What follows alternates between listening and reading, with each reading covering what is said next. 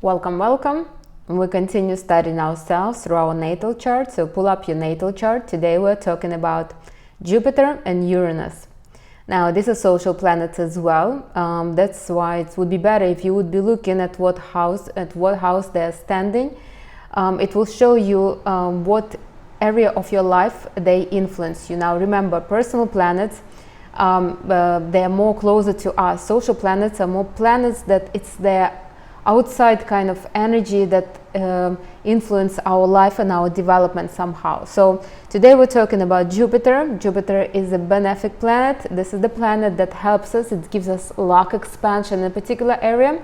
And we're going to talk about Uranus. Uranus is like our inner rebellion. So this is the area of life that we maybe sometimes want to not even escape, but to change, like change drastically.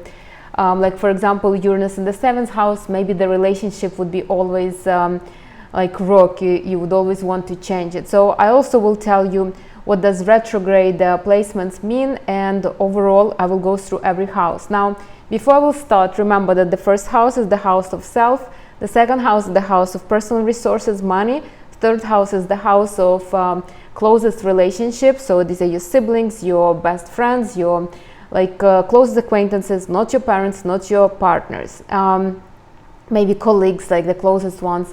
The fourth house is the house of the family, the house of your house where you live. These are your roots. The fifth house is the house of creation, house of children, house of pleasure. The sixth house is the house of routine, pets, health. And the seventh house is the house of relationship with man, or relationship with woman. So there's a relationship that you develop on. The eighth house is the house of shared resources, of intimacy, of death and rebirth, kind of something suspicious, something unknown. The ninth house is the house of traveling, a house of education. The 10th house is the house of career. 11th house, the house of your social kind of representation, and the 12th house is the house of your inner reflection. So it's your psychological self. So let's go through all of them. Let's start with Jupiter. Now, Jupiter is a very good planet. It brings you luck. It brings you advantage in something. Now, but it could get because it's a big planet and the influence is really huge. It can bring almost an obsession with something. So the Jupiter in the first house brings luck when it comes to you. So you probably will be a very beautiful person. Not only beautiful, but maybe it could be also that people will like you. So they will look at you and for some reason they like. Not even, you might not be the most beautiful one, but people just tend to kind of to flock to you. Now, you also, with Jupiter in the first house, people tend to gain weight. So they're expanding, they're lucky when they come. Or they also could be obsessed with them, like they want to be loved even more, like they want to be accepted even more. So Jupiter in the second house, this is luck in money. These people, and I know quite a few of them, they are very fortunate when it comes to resources. Money always comes to them since childhood. Somehow they always manage to get some money. Some businesses, they're fortunate and that money always circulate in their life. Now, sometimes, though, these people become obsessed with money, like they want to have luxurious lifestyles. They constantly compare themselves to others. They want to have more and bigger, and they are ready to do almost impossible for that. Now, again, it's good and bad. So you need to be like, you don't bite the pieces that you could not chew. You don't want to choke on what you're trying to get. The third house, the house of closest connections. Now, Jupiter in this house usually indicates that you have a lot of friends. You're a very social person. Usually, you have I knew somebody who had a lot of siblings. There were 11 children in the family. So obviously, they had a lot of. Usually, these people have either a lot of siblings or a lot of friends, or they have a lot of co-workers, and usually they are very good in those with those people. Now, sometimes you can get too obsessed and you would want to like almost constantly getting new friends, new kind of new relationship like all the time. Now, the fourth house, the house of family. People with Jupiter in fourth house usually have a very strong family, very strong roots. they usually have a very good relationship with both parents, and usually they get fortunate when it comes to their houses. Usually they would buy an apartment that is bigger than they would even want to, so they kind of, or they would rent something that's even better than they thought. So they're fortunate like this in these aspects. Now also Jupiter in the 4th house might become so the person would become almost obsessed with their parents, so they would want to stay with their parents, want their parents' absolute love over them. So again, if the Jupiter is not managed correctly. Now Jupiter in the 5th house is a lot of pleasure, could be a lot of children, could be a lot of creation again, but be careful. So you're fortunate with that. Your luck comes to you when it comes to creation, to pleasure, to flirting. You are very kind of light and flirty. But if you overindulge, it can get out of hand. You know, like maybe you will just have too many kids that you could not handle, or maybe you will have too much pleasure that you could not manage, and something like that. So, but this is the area that really would benefit you. Now Jupiter in the 6th house is me. I have Jupiter in the 6th house. This is your health and your routines, and I will tell you, you see, like fortunately I was born with good health. My health is good, like for me, and I'm good when it comes to the routines. I'm if I will put myself together, I mean, I can get really productive. Now but I remember the time, so I always had good health, thankfully, but I remember the time when I was almost obsessed with my health. Like I wanted to kind of to like everything I was doing for my health. I was always thinking, am I eating right? Am I doing the right exercises? Am I breathing right? Like it was almost an obsession. And actually, you know, as you know, I'm a Reiki master. I was always told that I could be a very good healer. I don't do healing professionally. I do if somebody needs to, but I don't do it professionally. But I was told many times that if I would decide to become a healer, like a Reiki healer, I could be a really good one. My masters were always telling me that, but for some reason I don't do healing, at least for now. So you would be fortunate with that as long as you can manage yourself. So now the Jupiter in the 7th house means that you will always have good relationship with man or woman with opposite sex. So when it comes to your love relationship, you will always have amazing relationship, and it always will be beautiful and beneficial for both of you. Now sometimes though you might become like almost like it's not enough, like I want deeper relationship, I want more, and be careful with that. I mean, count kind of your blessings. You are fortunate with having relationship, you connect good with the opposite sex, so keep it that way. I mean, you just be happy. Now Jupiter in the 8th house, usually people who can win the lotto, who get unexpected wills, inheritances from somebody. These are people who can get into some kind of, I don't know, who probably bought the Bitcoin when it was costing nothing and now make money. So these are people, they're like playing with the fortune, and they're lucky when it comes to the fortune. You know, they're the ones who can gamble. They're the ones who can expect unexpected. I think all those on TikTok who say, "Oh my God, money come to me in different sources I never even expected." These are people with Jupiter in the 8th house. Now, sometimes though they can become almost aggressive when it comes. So when they gamble a lot. They spend a lot of money, and yes, they do win here and there, but they do spend also a lot. So you need to be careful. You know, don't stretch your luck too much. Now Jupiter in the 9th house is education, traveling. These are people who are fortunate when it's come to traveling. They travel, you know, traveling somehow comes easy to them. I remember I knew this girl, she started traveling as a house sitter. I didn't even know there was this thing at that time, and somehow she was just always, everybody was always inviting her here and there. She was very social. By the age of 24, when I met her, she already almost went to, I think, 60 countries. I was so, at that time I was like, I couldn't believe. and I was fascinated by her. Now the same with education. Somehow they are always fortunate to get into maybe a college, some kind of program. They always, so this is where they expand. They are naturally curious, and luck is on their side. Now if they're a little too much, then they could almost lose their grounding with all this learning something new, traveling somewhere new. They looking for somebody who is exotic. They might get a little too like almost unhappy with themselves, because they constantly looking for something unusual in their life. Now the Jupiter in the 10th house is your career. These people are lucky in career. I mean, I knew somebody with Jupiter in the 10th house. That was the boss of my boss. That person became promoted like absolutely out of nowhere, you know.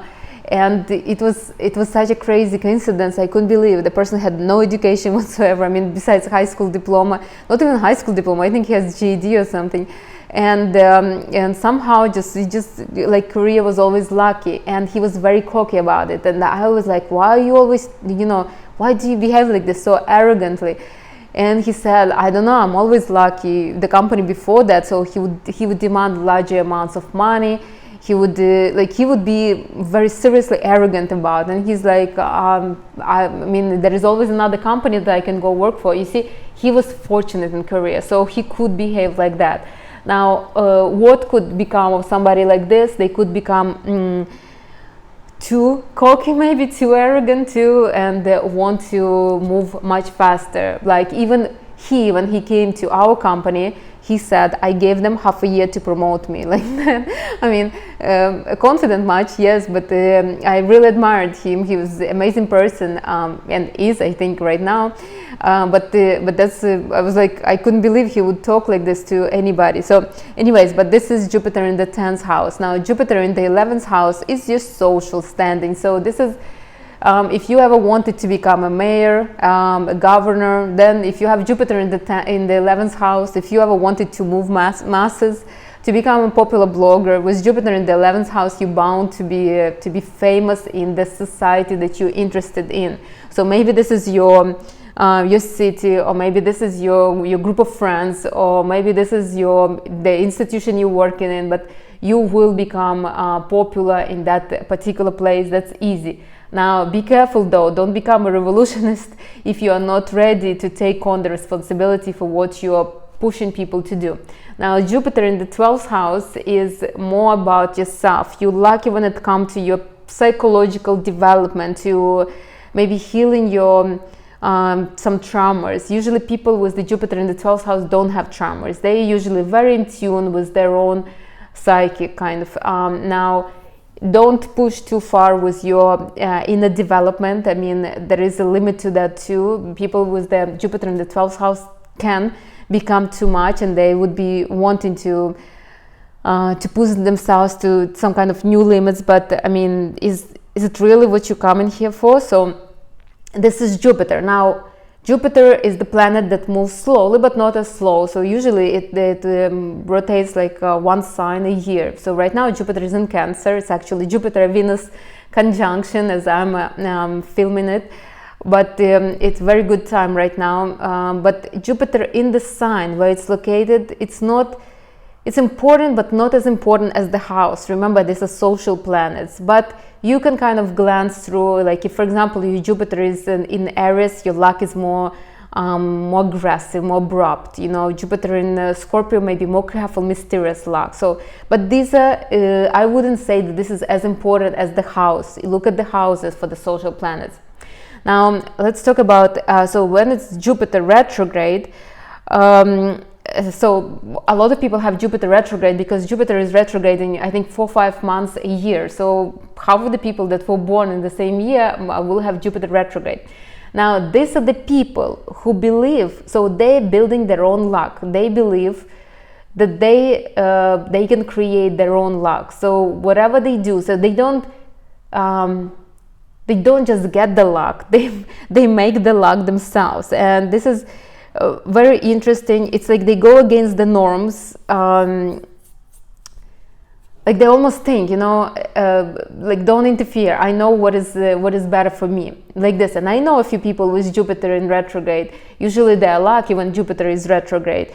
But these they are lucky, but their luck is usually comes from the inside of them. It's like kind of like that. So yes, it's a planet who influences them, but remember how retrogrades are always coming from the inside. You know, it's like you're focusing more on inside than outside. So for me, I don't have retrograde plans. So for me, it's all outside. For me, I believe, okay, so Jupiter brings me luck, Jupiter brings me luck. I'm not looking for luck inside of me. If I would have retrograde, Jupiter retrograde, then I would be probably, what can I do to support that luck? I'm still getting lucky, whether I'm retrograde or not, but it's more from the inside out. So it's more, I am kind of pushing the luck outside and the luck coming from the outside. The same planet though. All right, so I hope that makes sense. If you have questions about Jupiter, ask. Let's do Uranus now. Now, Uranus is an interesting planet, and Uranus represents change, innovation. Uranus rules Aquarius, as you know, so this is a very rebellious planet. Now, it basically, Uranus is your individuality, you know, it's what makes you different from others, what wants to make you different from others, kind of. Now these are the areas where you want to break free, where you want to kind of, where you have different ideas, you think differently. My Uranus is and again we're going to go by the houses. This is it's more important. Now Uranus in the first house is where you want to, it's all about you, about self. So maybe you don't want to think like others, maybe you don't want to look like others, act like others, maybe you want to be free. Maybe you want to be somebody who is unusual, who is perceived differently or something like that. So you will always constantly try to change yourself. These people usually change their appearance all the time. They experiment with their bodies, with their persona, with their, not reputation, but with their presentation in society a lot. They do it. I knew somebody like this. I mean, I don't know what is her natural color. I asked her, what is your natural color? She doesn't even know herself, because she changed the color, the style, everything almost every week. So this is Uranus in the first house. Now, let me mention something. Uranus is, it's not that you change once and you're done. This is the area where you always will be changing, always will be thinking outside the box, always will want to modernize something. So this is in the first house. In the second house of money and personal resources, Uranus is usually you start thinking differently about money. So maybe everybody's saving to buy a house and you're like, not me. I'm going to live right now, you know, figure out the house later. Or maybe everybody is going working for corporate and you're like, doesn't work like this. let me do something unusual. Let me, I don't know, let me do something maybe even not very legal. So these are people that are always breaking the patterns in that particular area. Now Uranus in the third house is your close relationship. So you will almost treat your siblings, your closest people, like you would not believe in conventional friendship or conventional kind of relationship. You will believe into something. You would want to, maybe you will be friends, and then one day you'll just drop that person completely, or you will take a break or something, or you will decide that, you know, if friends usually go for lunches or they hang out together, and now you believe that friendships should be remote or something. So you always think outside the box when it comes to your closest friendship. These people could get strength from others because of their unconventional thinking when it comes to connecting to others, even with siblings too. I knew somebody was a long time ago with Uranus in the third house, and that person was, not to say very strange when it came to communication, but she also did not socialize with her siblings, and I think maybe this was partially because of that. So now Uranus in the fourth house is some kind of unconventional thinking, desire to break free when it comes to your parents. These are people that usually constantly like fighting with their parents, like very rebellious teenagers. They want to live their own life. They would leave the house as soon as they can. So or they could become very with their parents like friends, so they would treat their parents like friends. When it comes to their house, they wouldn't just buy something or rent an apartment. They would probably prefer to rent, like for example, buy an RV and travel and just live in there. So it's like this unconventional thinking when it comes to the family and the house. Now Uranus in the 5th house is looking for pleasure in a weird way, or creating something. These people could become real artists, but artists who are not grounded at all. So they were looking for, these people could really get into, especially if it's like in the Pisces or something, these people could get really dependent on pleasure. So they would look for pleasure.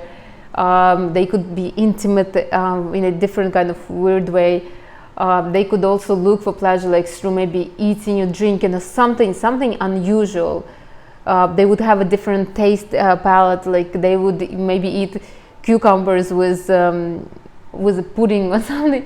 So that's when it comes. When 5th house is also a house of parenthood, so when they have children, they would maybe sometimes spend a lot of time with their kids, and then sometimes they would just disassociate themselves from their children. So this is when it comes to the 5th house. Now the 6th house is me. I have Uranus in the 6th house.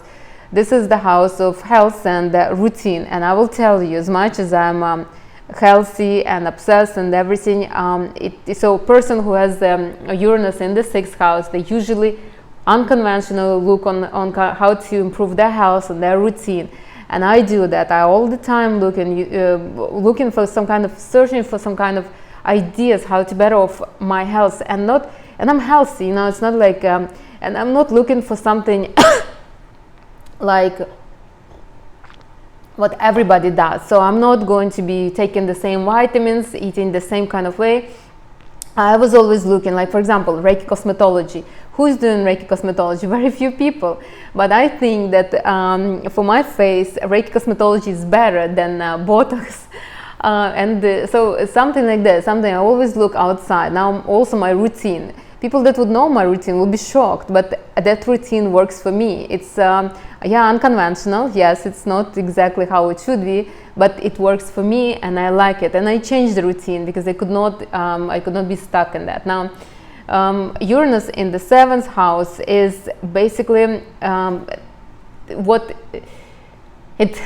constant, some kind of abruptions in the relationship. So you could be married to somebody, and then one day you wake up and you're like, okay, that's it, I'm done with this relationship, and I'm gone. Or for example, you dating somebody, and then one day like let's get married. So it's always some kind of free thinking. Those people would not like to be strict when it comes to the relationship. They need to have some kind of freedom, some kind of leeway. Now Uranus in the 8th house is the house of something deep. This is where people can get they can almost get into like different kind of thinking. So they can almost get into they can try different cults, like all this ayahuasca. They can try that. So they want to experience. Now Uranus in the 8th house could be also abrupt when it comes to money, because it's shared resources. So for example, they can leave all their money to some pet shelter, or to give it to neighbors, something.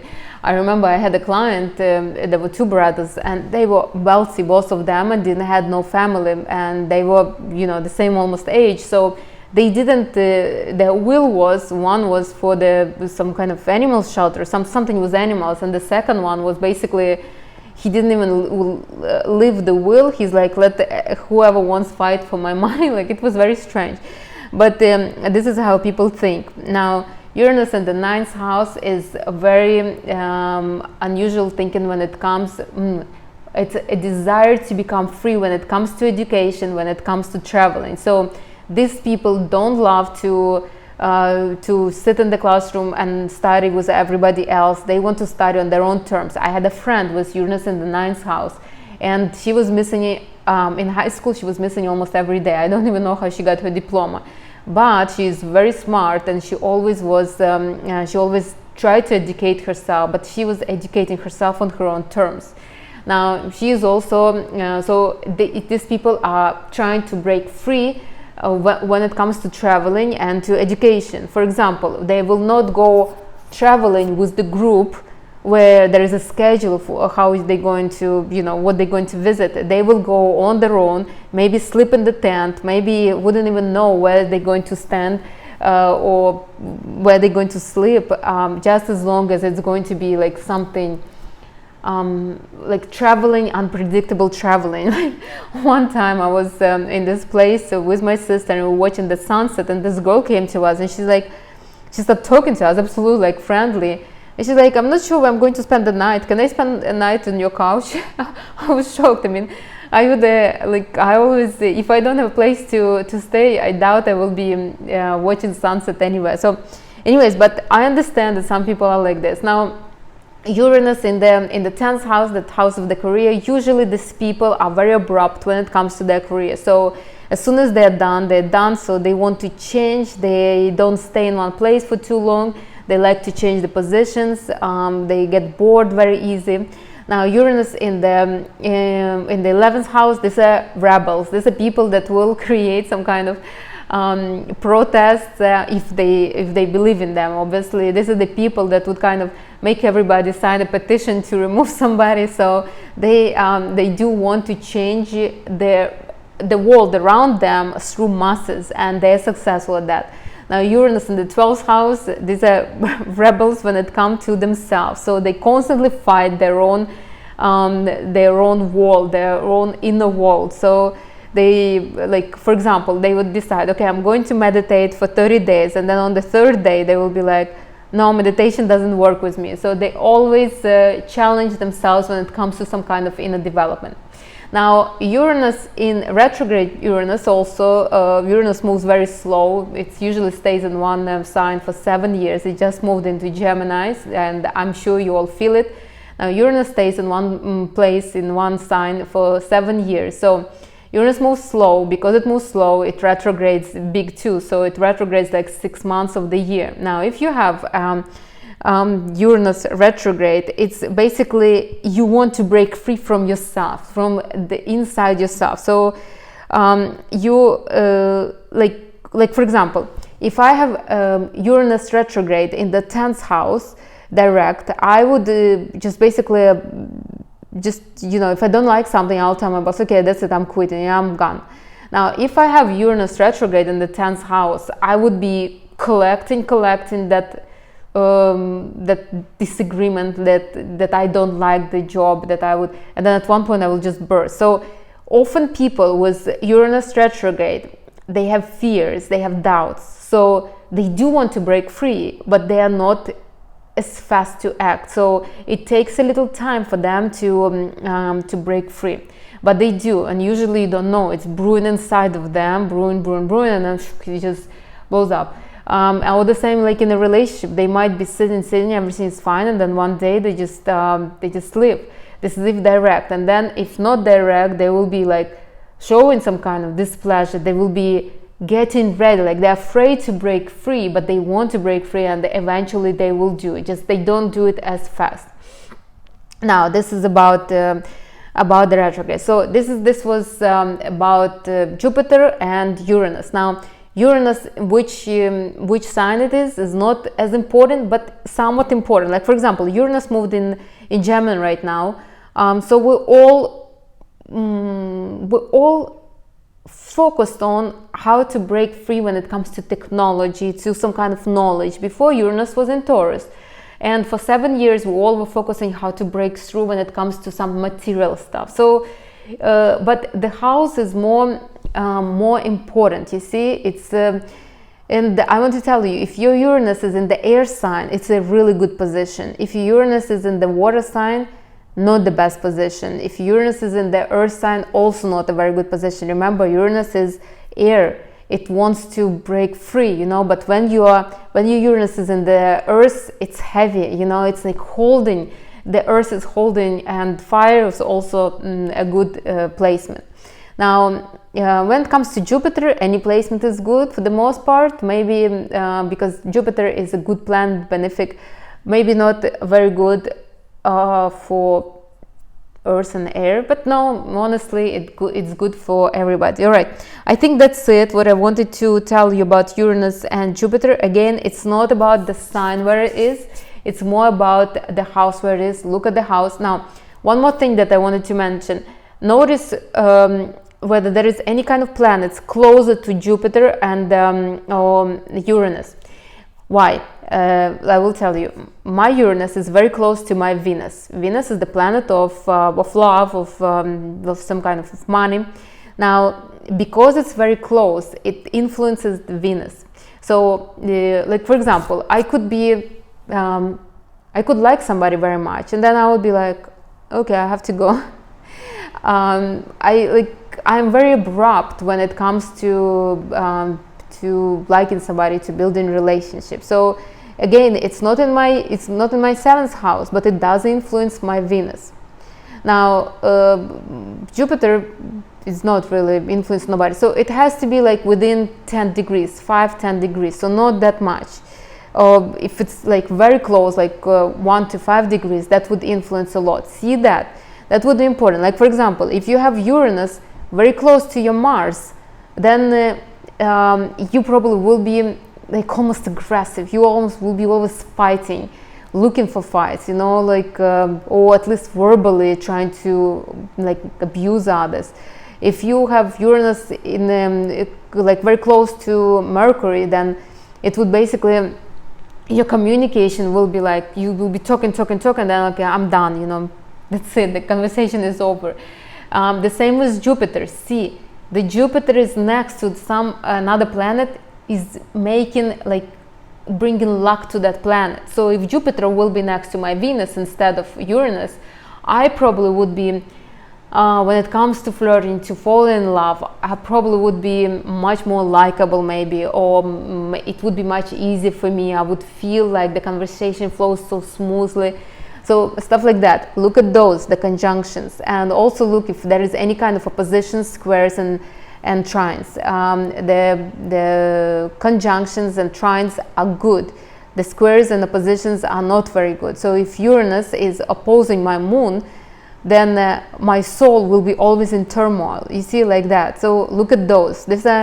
It's not exactly, it's deep a little bit, you know. Maybe the astrology would better explain to you. Maybe if you will come to my consultation, I would help you with that. But something to keep in mind, All right, that's it for this video. If you have questions, ask. I think I covered everything when it comes to these two planets. I will see you in the next video. Bye, everybody.